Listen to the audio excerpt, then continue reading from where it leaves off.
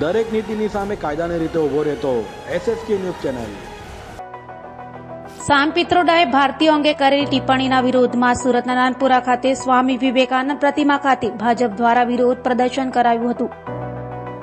કોંગ્રેસના નેતા સામ પિત્રોડાએ પૂર્વ ભારતીયોને ચીની, પશ્ચિમ ભારતીયોને આરબ, ઉત્તર ભારતીયોને ગોરા અને દક્ષિણ ભારતીયોને આફ્રિકી જેવા બતાવ્યા છે અને આ રંગભેદ શરમજનક અને દુર્ભાગ્યપૂર્ણ ટિપ્પણી હોય, જેના વિરોધમાં સુરત શહેર ભાજપ દ્વારા નાનપુરા ખાતે આવેલ મક્કાઈ પુલ પાસે સ્વામી વિવેકાનંદ પ્રતિમા ખાતે વિરોધ પ્રદર્શન કરાયું હતું, જેમાં મોટી સંખ્યામાં ભાજપીઓ જોડાયા હતા।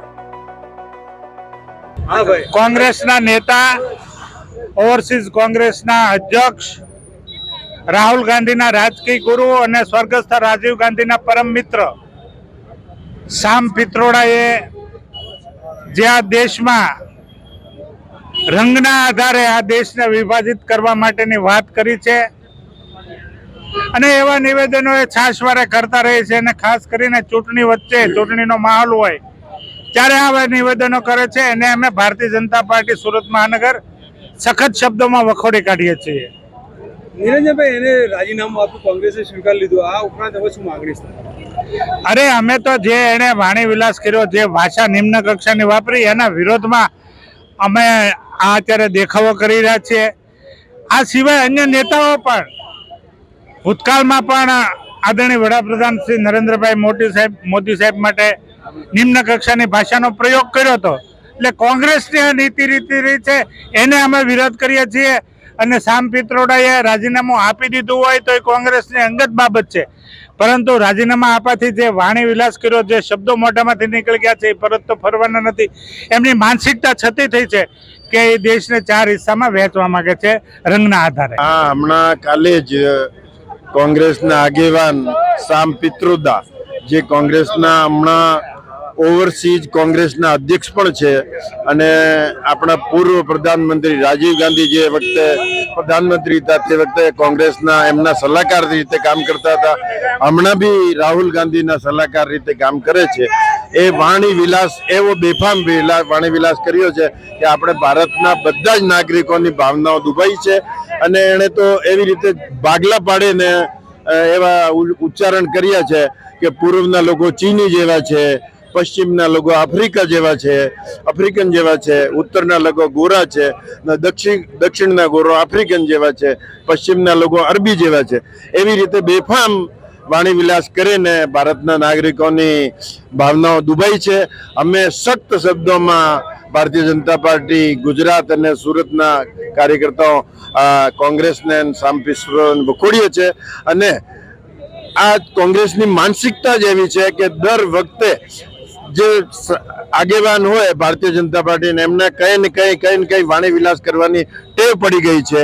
આમ 2014માં નરેન્દ્રભાઈ મોદી જે ઉમેદવાર હતા પ્રધાનમંત્રી કે ચા વાળા દેશ ચલાવશે, પછી 19માં ચોકીદાર ચોર છે, એવી રીતે ઉચ્ચારણો કરીને આ ભારતીય જનતા પાર્ટીના નેતાઓને વખોડતા હતા, પણ અમે એમને સામે કોંગ્રેસના નેતાઓને વખોડીએ છીએ। એમને શ્યામ પિત્રોડાએ રાજીનામું આપી દીધું, સ્વીકારી બી લીધું છે, આના ઉપરાંત હવે શું માંગણી છે?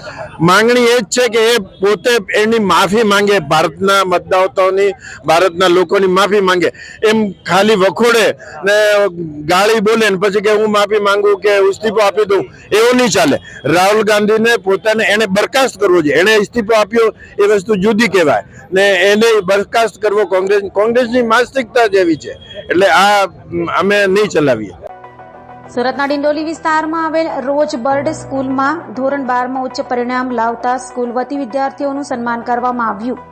સમગ્ર ગુજરાતમાં આજ રોજ ધોરણ 12ના ઓનલાઈન પરિણામો બહાર પડ્યા છે, ત્યારે સુરતના ડિંડોલી વિસ્તારમાં આવેલ રોજ બર્ડ સ્કૂલમાં બનતા વિદ્યાર્થી ચૌહાણ રવિન્દ્ર અંગત, જેને 99.67% મેળવી સ્કૂલમાં પ્રથમ ક્રમાંક પ્રાપ્ત કર્યો, જ્યારે સેનાપતિ વિભૂતિ ભૂષણને 99.24% મેળવી સ્કૂલમાં દ્વિતીય ક્રમ મેળવ્યો છે, ત્યારે ચાવડા અલ્પા ગણપતભાઈ તેમને 99.24% મેળવી એમને પણ સ્કૂલમાં દ્વિતીય ક્રમ મેળવ્યો છે, ત્યારે વર્મા સાક્ષી જયપ્રકાશ 99.77% મેળવી એમને તૃતીય ક્રમ સ્કૂલમાં મેળવી ઉચ્ચ પરિણામ પ્રાપ્ત કરી 4 વિદ્યાર્થીનીઓએ A1 ગ્રેડ મેળવી માતા પિતા સાથે સ્કૂલનો ગૌરવ વધાર્યું છે ત્યારે રોઝબર્ડ સ્કૂલ દ્વારા વિદ્યાર્થીઓનું સન્માન કરી શાળાના ટ્રસ્ટીઓ તથા શિક્ષકો દ્વારા તેમના ભવિષ્ય માટે શુભકામનાઓ આપવામાં આવી હતી. मैं आनंद ठाकुर, प्रिंसिपल रोजबर्ड्स स्कूल डिंडोली. जी, समग्र गुजरात में 12वीं के रिजल्ट बाहर आए ऑनलाइन, कैसा रिजल्ट रहा आपका? हाँ, आज गुजरात सरकार द्वारा उच्चतर माध्यमिक साइंस प्रवाह और सामान्य प्रवाह का रिजल्ट घोषित किया गया, जिसमें से आज कॉमर्स के में हमारे इस विद्यालय के कॉमर्स के विद्यार्थियों ने अपनी शानदार सफलता से पूरे विस्तार में अपने सफलता का परचम लहरा दिया है. आज हमारे 82 विद्यार्थी बोर्ड के कॉमर्स के परीक्षा में बैठे थे, जिसमें से 4 विद्यार्थियों ने A1 ग्रेड प्राप्त किया है और 7 विद्यार्थियों ने A2 ग्रेड प्राप्त करके विद्यालय परिवार का, अपने माता पिता का, समाज का, सबका नाम रोशन किया है, सबको गौरवान्वित महसूस किया है. विद्यालय परिवार जो है इन सभी विद्यार्थियों को उनके उज्जवल भविष्य की कामना करता है और उनको ढेर सारी शुभकामनाएं देता है. किस तरह का संघर्ष रहा उनका? यहाँ के जो विद्यार्थी है इस विस्तार में मध्यम वर्गीय और निम्न वर्ग के विद्यार्थी पढ़ते हैं. सभी के माता पिता की प्राइवेट नौकरी है, बहुत ही मेहनत करके वो अपने बच्चों को पढ़ाते लिखाते हैं और हमारे शिक्षकों का अथक परिश्रम रहा. वो विद्यार्थियों के लिए हमेशा संघर्ष करते रहते हैं. 24/7 वो विद्यार्थियों के लिए तत्पर रहते हैं. कभी भी किसी भी प्रश्न को उन्हें उत्तर चाहिए तो हमारे शिक्षक उसके लिए अग्रसर रहते हैं, हमेशा उनकी हेल्प करते हैं. अभी जो बच्चे जो 12वीं दौरान में अभी एडमिशन लेंगे उनके लिए क्या तैयारी रहेगी आपकी? हर वर्ष हम लोग वेकेशन बैच चलाते हैं, एक्स्ट्रा क्लास. हर संडे को हमारा स्कूल बंद नहीं रहता. कक्षा 10 और कक्षा 12 के लिए हर संडे को हम 3 से 4 घंटे का एक्स्ट्रा क्लास रखते हैं, डाउट सेशन रखते हैं और लगभग दिसंबर तक कोर्स पूरा करवाकर जनवरी से हम पेपर प्रैक्टिस, राउंड टेस्ट वगैरह शुरू कर देते हैं. और आज उसी का परिणाम है कि इतनी कम संख्या में विद्यार्थी होने के बावजूद भी हम 4 A1 और 7 A2 प्राप्त किया है हमारे विद्यार्थियों ने.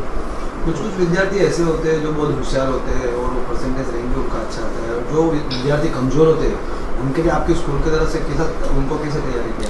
कोई भी विद्यार्थी फेल ना हो. विद्यालय का परिणाम भी हमारा इस साल 95.45% रहा है, जिसको हम अगले वर्ष 100% करने की कोशिश करेंगे. जो विद्यार्थी जिस विषय में कमज़ोर है उसके लिए हम एक्स्ट्रा क्लास और अलग से विद्यालय छूटने के बाद भी उनके लिए हम क्लास की व्यवस्था करवाते हैं निःशुल्क. उसके लिए अलग से कोई किसी भी प्रकार की कोई फीस नहीं ली जाती है. नाम वर्मा साक्षी जयप्रकाश है. मैं डिंडोली विस्तार में रहती हूँ और रोजबर्ड स्कूल में पढ़ाई करती थी. आज 12वीं का रिजल्ट जो लगा हुआ है उसके अंदर कितने परसेंटेज आए और कितने साल पूरे साल भर कितनी मेहनत की? मेरा 12वीं में परसेंटाइल जो था 98.77 था और परसेंटेज 90.29 था. और जो उत्साह रहा, जो एक मैंने इससे पहले दूसरे स्कूल में पढ़ती थी, मैं यहाँ 11th से आई, पर जो भी जो मुझे 2 सालों में जो एक्सपीरियंस मिला सर और टीचर्स का वो काफ़ी बेस्ट रहा. उन्होंने मेरे हर एक डाउट्स को क्लियर किया, हर एक चीज़ को 2 से 3 बार समझाने की कोशिश की, जिससे बेस्ट का बेस्ट रिजल्ट मैं पा पाई. लगता है कि जिस तरीके से मेहनत की थी पूरे साल भर उसका जो रिजल्ट आया वो सक्सेस हुआ? हाँ, जिस हिसाब से मेरी मेहनत थी, जितना मैंने सोचा था, मेरे सर टीचर्स के जिन्होंने मुझ पर वर्क किया कि मैं बेस्ट से बेस्ट दे पाऊँ, मैंने मेरा बेस्ट दिया और मेरे अकॉर्डिंग मैंने मेरा बेस्ट अचीव किया. पेपर देने के समय कोई ऐसा क्वेश्चन आया होगा जो आप बिल्कुल ये हो गया वो आपसे मिस हो गया, ऐसा हुआ? हाँ, ऐसा हुआ है, पर उसके हमने इतने सारे उससे पहले हमने यहाँ पे 4 से 5 पेपर दिए थे कम से कम 100 नंबर के. तो जिससे जो क्वेश्चन नहीं आता था उसके ऑप्शन में जो क्वेश्चन होते थे वो काफ़ी अच्छे से आते थे. तो जो नहीं आता था उसे बाद के लिए रखते थे कि पेपर के बाद टाइम बचे तो उसे करेंगे, बट जो आता था पहले उसे किया करते थे. कोई दिन ऐसा आया हो कि जो क्वेश्चन था आपको याद था, फिर लिखने के समय भूल गए, फिर पेपर देने और पेपर जमा होने के बाद घर पे पता चला कि यार तो मुझे आंसर था, हाँ. मैं भूल गया तो मैं मार्क्स फिक्स, उस समय कैसा फील होता था? उस समय ऐसा ही फील होता था कि काश ये क्वेश्चन को और अच्छे से याद किया होता तो शायद और अच्छे से लिख पाते, पर ये होता था कि कोई नहीं, हमने अभी एक ही पेपर दिया, अभी 3 से 4 स्कूल में देने हैं, तब फिर बोर्ड में देने हैं, तब तक तो अच्छे से प्रिपेयर हो जाएंगे. आखिरी सवाल है मेरा, जो भविष्य में आपको बनना क्या है? भविष्य में मुझे CA बनना है. किस तरीके से मोटिवेशन रहेगा CA के लिए? मेरा मोटिवेशन जैसे मेरे सर टीचर्स ने किया कि कोई भी चीज़ हार्ड नहीं है, करना है तो उसे करना ही पड़ेगा. सर और टीचर्स ने भी यही मोटिवेशन दिया कि उसे अचीव करना है तो उसे बेस्ट तरीके से करो, और किसी भी चीज़ को करने से पहले ये मत सोचो कि वो हार्ड है या टफ है, उसे हम कर नहीं कर पाएंगे, उसे हम ज़रूर कर लेंगे. और इसी होप से मैं मोटिवेशन होकर मैं CA करूँगी. ગુજરાત માધ્યમિક અને ઉચ્ચતર માધ્યમિક બોર્ડ દ્વારા માર્ચ 2024માં લેવાયેલી ધોરણ 12 સાયન્સ સામાન્ય પ્રવાહનું પરિણામ આજે 9મી મેના રોજ આવ્યું હતું, જેમાં વિદ્યાર્થીઓએ બાજી મારી હતી. સુરતનું સાયન્સનું 87.84% અને સામાન્ય પ્રવાહનું 90.45% પરિણામ આવ્યું છે. ગુજરાત બોર્ડ દ્વારા માર્ચ મહિનામાં લેવાયેલી ધોરણ 12 સાયન્સ અને સામાન્ય પ્રવાહની પરીક્ષાના પરિણામ આજે જાહેર થયા છે, જેમાં દર વર્ષની જેમ આ વર્ષે પણ સુરતના વિદ્યાર્થીઓએ મેદાન માર્યું છે. સાયન્સમાં સુરતી વિદ્યાર્થીઓ હીરાની જેમ ચમકતા 87.84% પરિણામ પ્રાપ્ત કર્યું છે, જ્યારે સામાન્ય પ્રવાહમાં સુરતના વિદ્યાર્થીઓનું 90.45% પરિણામ જાહેર થયું છે. સુરતના પરિણામમાં ગત વર્ષ કરતાં વધારો નોંધાયો છે. ગત વર્ષે સુરતનું પરિણામ 71.15% હતું, જ્યારે આ વર્ષે 87.84% જેટલું ઊંચું પરિણામ આવ્યું છે. જ્યારે A1 ગ્રેડમાં પણ વિદ્યાર્થીઓના સારા પરિણામ આવ્યા છે, જેથી વિદ્યાર્થીઓના ચહેરા પર ખુશીનું મોજું જોવા મળ્યું હતું. સુરતનું સામાન્ય પ્રવાહનું પરિણામ 90.45% આવ્યું છે, જે અગાઉ 73.27% જેટલું હતું. કુલ 1703 વિદ્યાર્થીઓને A1 ગ્રેડ મળ્યો છે. વિદ્યાર્થીઓને મળેલી આ સફળતાથી વાલીઓની સાથે વિદ્યાર્થીઓએ ફટાકડા ફોડી મીઠાઈ ખાઈને ઉજવણી કરી હતી.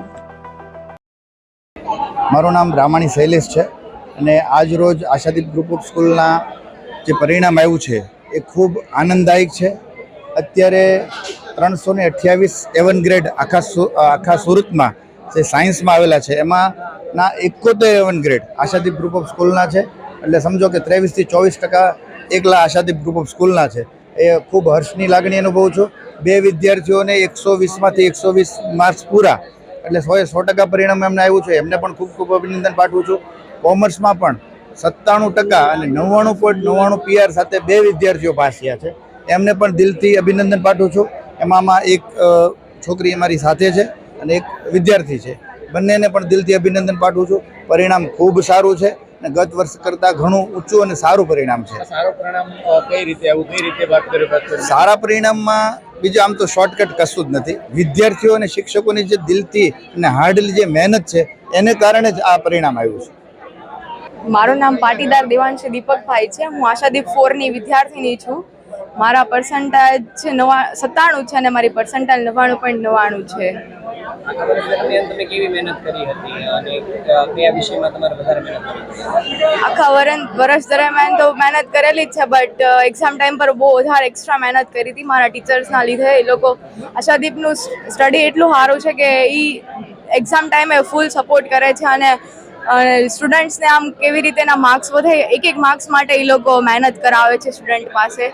એના લીધે હરેક સ્ટુડન્ટનું પરિણામ વધારે ઊંચું આવે છે ધાર્યા કરતાં પણ.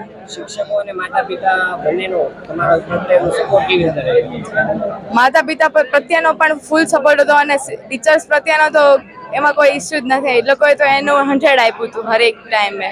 તમે ભવિષ્યમાં શું બનવા માંગો છો? ભવિષ્યમાં CA જવાનું વિચારું છું.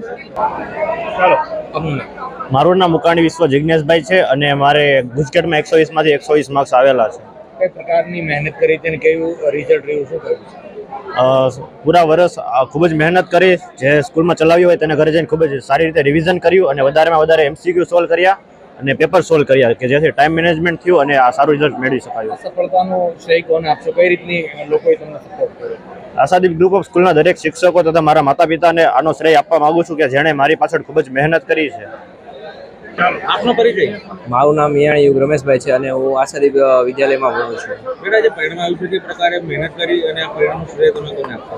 હું આ પરિણામનું શ્રેય મારા માતા પિતાને અને સ્કૂલને આપીશ. અને હું ડેલી કરતો હતો અને જે સ્કૂલમાં ચલાવ્યું હોય તેનું ઘરે જઈને રિવિઝન કરતો હતો અને ડેલી 5-6 કલાકનું રીડિંગ કરતો હતો. બોર્ડમાં કઈ પ્રકારે મહેનત કરી, કેટલા ટકા આવ્યા? મારે બોર્ડમાં 616 આવ્યા છે અને બોર્ડમાં પણ મહેનત કરી હતી. ગુજકેટમાં કર્યા આવ્યા? ગુજકેટમાં 120માંથી 120. અન્ય વિદ્યાર્થીને શું મેસેજ આપશો? અન્ય વિદ્યાર્થીને ડેલી કરવાનું અને ટેન્શન બહુ નહીં લેવાનું. અમરોલીમાં શાકભાજી અને ફ્રૂટ વેપારીના પિતાની તેઓની નજર સામે જ ઘાતકી હત્યા કરી ભાગી છૂટેલા હત્યારાઓ, જેમાં એક કિશોર સહિત 4 હત્યારાઓને અમરોલી પોલીસે સાવરકુંડલા ખાતે પહોંચી ત્યાંથી ઝડપી પાડ્યા હતા.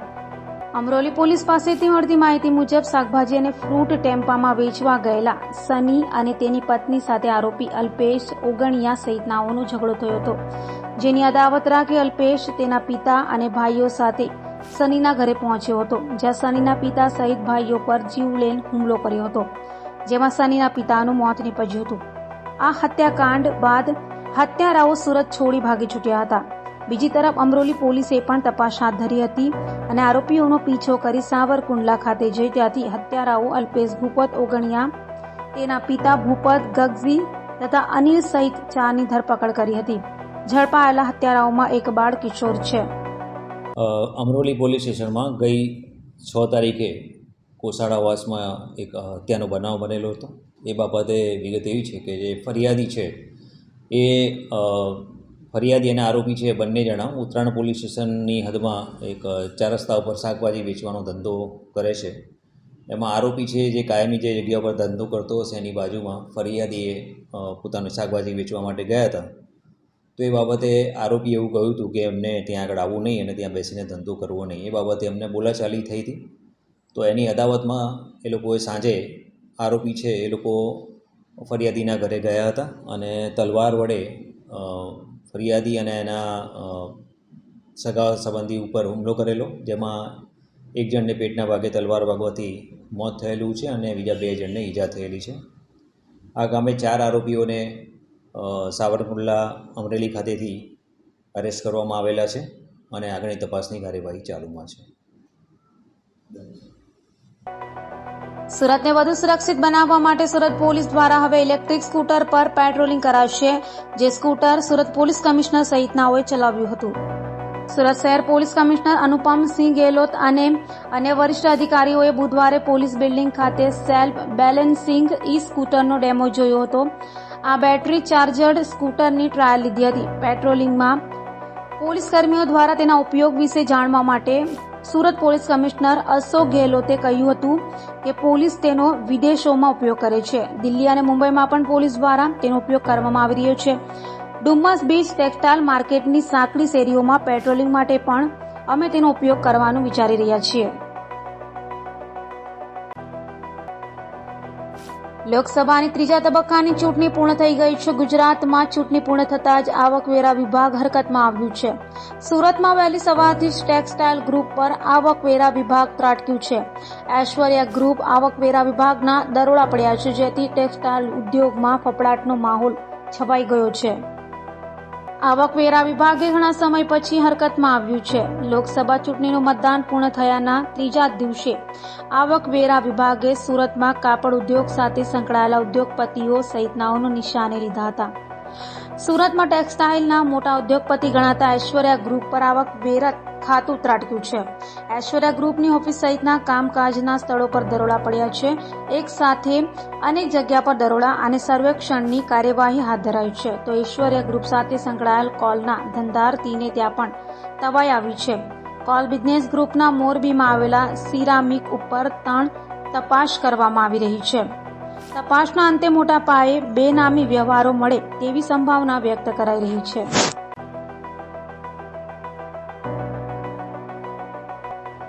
સુરત ક્રાઇમ બ્રાન્ચની ટીમે મેટ્રો ટ્રેનના પ્રોજેક્ટમાં કાર ભાડે લઈ ગીરવે મારી દેવાના કૌભાંડને ઝડપી પાડ્યો છે. હાલ ક્રાઇમ બ્રાન્ચે 11 જેટલી મોંઘીદાટ કારો કબજે લીધી છે. સુરત ક્રાઇમ બ્રાન્ચની ટીમ વિવિધ ગુનાઓમાં નાસ્તા ફરતા આરોપીઓને ઝડપી પાડવા સાથે વિવિધ ગુનાઓ અંગે માહિતી મેળવી તે ગુનાઓના ભેદ ઉકેલી રહી છે. ત્યારે ક્રાઇમ બ્રાન્ચની ટીમને એવી બાતમી મળી હતી કે સુરતમાં હાલ ચાલી રહેલ મેટ્રો ટ્રેનમાં પ્રોજેક્ટમાં કાર ભાડેથી મૂકવાના બહાને ગાડી માલિકો પાસેથી 4 વ્હીલ ગાડીઓ ભાડે લઈ શરૂઆતના 2-3 મહિના સુધી ભાડું ચૂકવ્યા બાદ તે ગાડીઓ અન્ય લોકોને ગીરવે અથવા ભાડેથી આપી દઈ કરોડોની ઠગાઈ આચરાઈ હતી.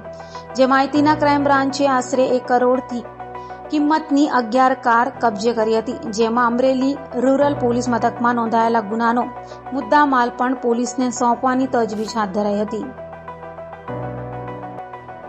સ્ટેટ મોનિટરિંગ સેલની ટીમે બાતમીના આધારે અમરોલી પોલીસ મથક વિસ્તારમાં કોસાડાવાસ ખાતે દરોડા પાડી જુગારધામ ઝડપી પાડ્યો હતો. સ્ટેટ મોનિટરિંગ સેલની ટીમે બાતમીના આધારે અમરોલી પોલીસ મથક વિસ્તારમાં આવેલ કોસાડાવાસ ખાતે દરોડા પાડ્યા હતા અને ત્યાંથી જુગાર રમાડનારાઓ તથા જુગાર રમવા આવેલા 23 જુગારીઓ, જેમાં રાઇટર રસિક દેવી પૂજક, બિપિન ચિકાની, જાફર બેગ મિર્ઝા, નિલેશ બારૈયા, કેસિયર રઝીક શાહ સાથે 23 જુગારીઓને પોલીસે ઝડપી પાડ્યા હતા. જ્યારે જુગારધામ ચલાવનાર સલીમ કરીમ શાહ ભાગી છૂટતા તેને વોન્ટેડ જાહેર કરાયો હતો. પોલીસે સ્થળ પરથી રોકડા રૂપિયા, મોબાઈલ ફોન, વાહનો મળી 3,73,000થી વધુનો મુદ્દામાલ કબજે કરી કાયદેસરની કાર્યવાહી હાથ ધરી હતી.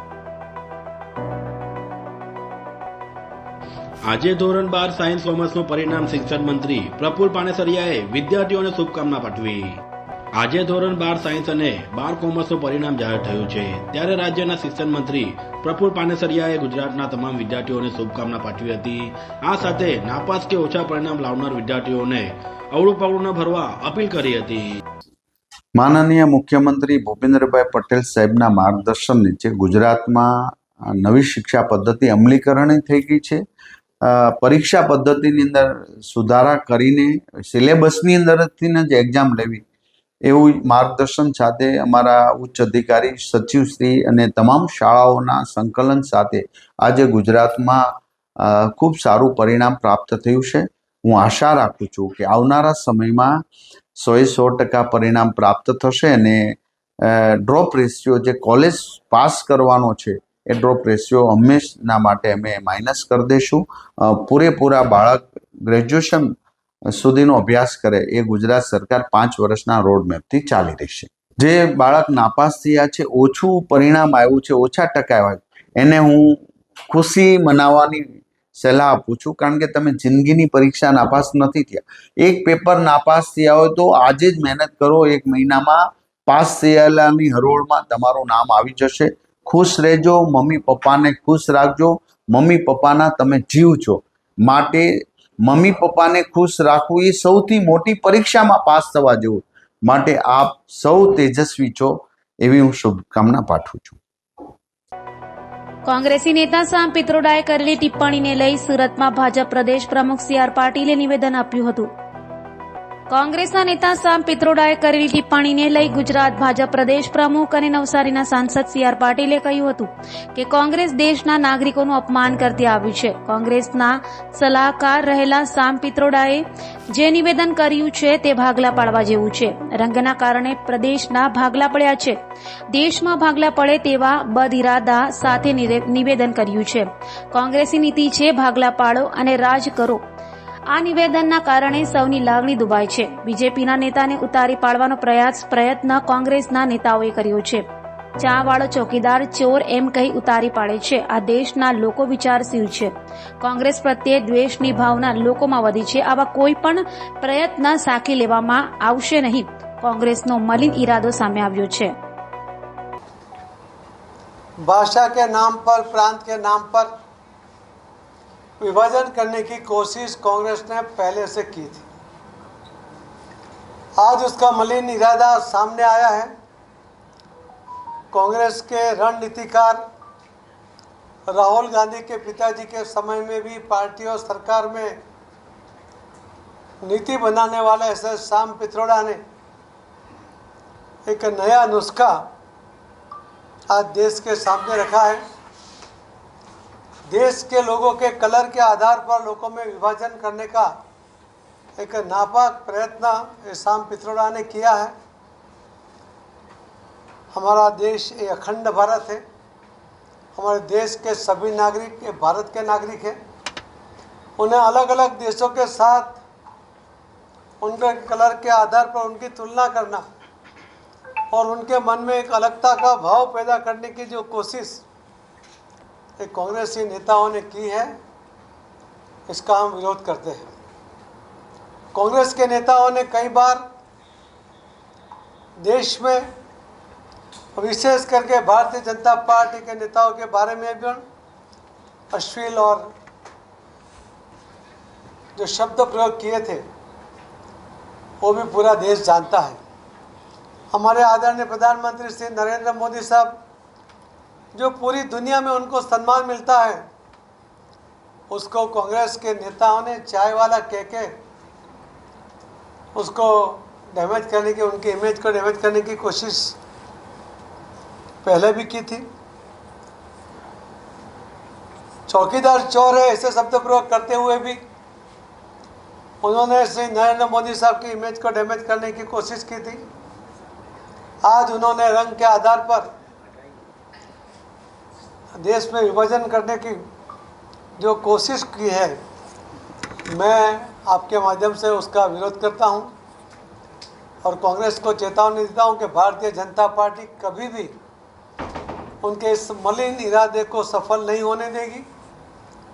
हम पूरी ताकत के साथ उसका विरोध भी करेंगे और हमको वार्न भी करते हैं कि अखंड भारत उसको विभाजित करने की एक कोशिश दूसरी बार वो ना करे। यही मैं आपके माध्यम से कहना चाहता हूँ। धन्यवाद। अनेक नियमों भारतीय जनता पार्टीना છે કે એકથી વધુ કોઈ પાસે હોદ્દો ના હોવો જોઈએ બને ત્યાં સુધી, અને છતાં કદાચ આખા રાજ્યની અંદર 2-3 બનાવ એવા બન્યા હશે।